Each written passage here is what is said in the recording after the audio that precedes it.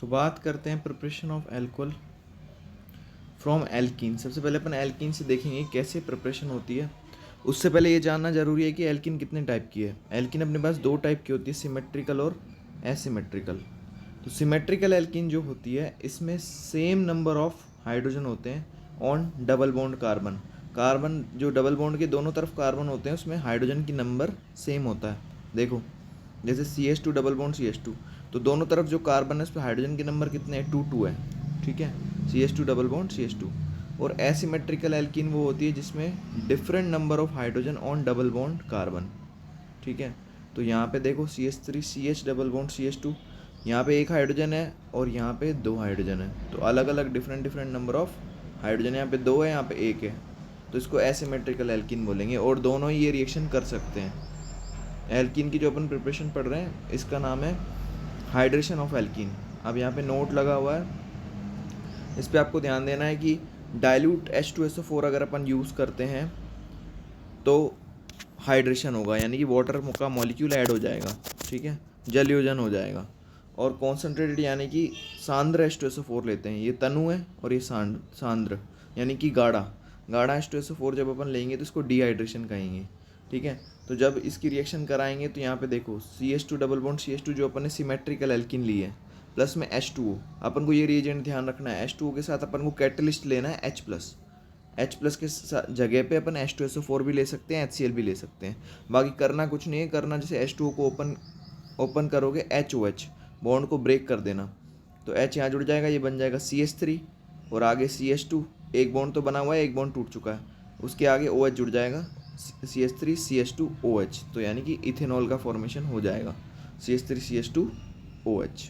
ठीक है, तो ये तो आपको रिएजेंट याद रखना है, H+ के साथ H2 आ सकता है, H2O के साथ भी H2 आ सकता है और HCl के साथ भी H2O, तीनों ही कंडीशन में यही ट्रिक अपन को यूज़ करनी है, HOH को ऐड करना है। ये तो सिमेट्रिकल एल्कीन में कहीं भी ऐड कर सकते हो, OH को अपन यहाँ भी रख सकते हैं, H को यहाँ भी रख सकते हैं। बट अगर एसिमेट्रिकल एल्कीन हो तो उसमें मार्कोनिकॉफ का रूल लगेगा, और मार्कोनिकॉफ के रूल के अकॉर्डिंग नेगेटिव वाला पार्ट वहाँ अटैच होता है जहाँ हाइड्रोजन का नंबर कम होगा, और नेगेटिव वाला पार्ट H2O में कौन सा होगा, OH वाला। तो यहाँ पे एक हाइड्रोजन है, यहाँ पे दो है, तो मार्कोनिकॉफ रूल के अकॉर्डिंग नेगेटिव वाला पार्ट यानी कि OH वाला पार्ट वहाँ जुड़ेगा जहाँ हाइड्रोजन का नंबर कम है, 1 है ना, तो OH यहाँ जुड़ जाएगा और H यहाँ जुड़ जाएगा, तो ये बन जाएगा CH3 CHOH CH3। तो यानी कि एसिमेट्रिकल एल्कीन से मेनली तुमको अगर इस वाले मेथड का यूज़ करोगे तो 2 डिग्री एल्कोहल देखने को मिलेगा, और अगर सिमेट्रिकल एल्कीन से रिएक्शन कराओगे तो 1 डिग्री बनेगा हमेशा। ठीक है, तो ये इथेन 2 बन गया, ये 2 डिग्री वाला है, OH से जुड़ा हुआ कार्बन, ये वाला 2 कार्बन से जुड़ा हुआ है 1 2। ठीक है, तो ये मार्कोनिकॉफ नियम के अनुसार नेगेटिव वाला पार्ट वहाँ जुड़ेगा जहाँ हाइड्रोजन का नंबर कम होगा। ठीक है, अब इसी तरीके से एक दूसरा प्रोसेस है, इसका नाम है हाइड्रोबोरेशन। डाइबोरेन ये डाइमर होता है B2H6। जब ये रिएक्शन में पार्टिसिपेट करता है तो इसके मॉलिक्यूल मोनोमर में टूट जाते हैं, यानी कि एक एक यूनिट्स में टूट जाते हैं। ये B2H6 है ना, ये BH3 की 2 यूनिट से मिलकर बना है, 2BH3 से मिलकर बना है, तो यहाँ पे BH3 रिएक्शन में पार्टिसिपेट करता है। डालते तो B2H6 हैं लेकिन रिएक्शन में पार्टिसिपेट BH3 करता है।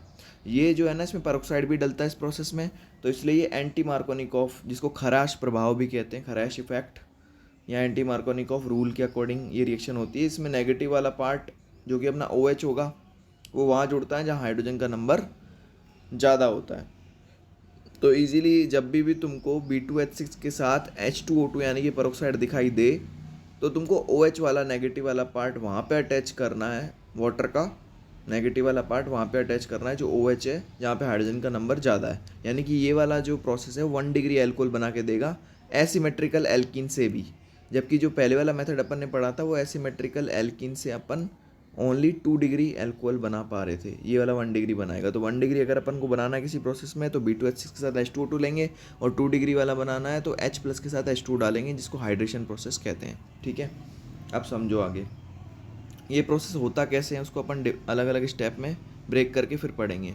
तो H2O2 जब पेरोक्साइड आ गया और BH3 आ गया तो एंटी मार्कोनिकॉफ रूल के अकॉर्डिंग जो BH2 वाला नेगेटिव वाला हिस्सा ये वाला है। ठीक है, ये अपना नेगेटिव वाला हिस्सा है जो कहाँ जुड़ रहा है, जहाँ पे हाइड्रोजन का नंबर मोर है, यहाँ पे 2 हाइड्रोजन है और यहाँ पे 1 हाइड्रोजन है, ये पॉजिटिव वाला हिस्सा है। ठीक है, तो यहाँ पे हाइड्रोजन अटैच हो जाएगा तो ये क्या बन जाएगा, CH2 CH3 CH2 CH2, ये बॉन्ड ब्रेक हो चुका है, एक बचा है और आगे BH2 अटैच हो जाएगा। तो ये इस तरीके से तुमको दिखाई देगा, देखो CH3 CH2 CH2 BH2। ठीक है, इसके बाद है ना अपन को क्या करना है, ये वाला जो ग्रुप है इसी को अटैच कराना है दूसरे एल्कीन पे। इस तरीके से अपन को 3 एल्कीन लेने पड़ेंगे, पहले ये वाला एल्कीन ले लिया, फिर ये वाला एल्कीन लेंगे, इस पे जो बना हुआ मॉलिक्यूल अभी बना था अपने पास उसका अटैचमेंट कराएंगे। तो कैसे अटैच होगा, इसको अगर ब्रेक करें अपन BH2 वाले हिस्से को तो एक हाइड्रोजन इसमें से निकाल सकते हैं। तो यहाँ पे देखो एक हाइड्रोजन निकाल के दिखा रखा है, BH में से अगर एक हाइड्रोजन निकाल देते हैं यहाँ BH बचेगा और यहाँ हाइड्रोजन। तो यहाँ हाइड्रोजन वाला हिस्सा जो है वो पॉजिटिव वाला है तुम्हारे पास और ये वाला हिस्सा नेगेटिव वाला है। तो अपन को पता है एंटी मार्कोनिकॉफ रूल के अकॉर्डिंग नेगेटिव वाला हिस्सा वहाँ जुड़ता है जहाँ हाइड्रोजन ज़्यादा है।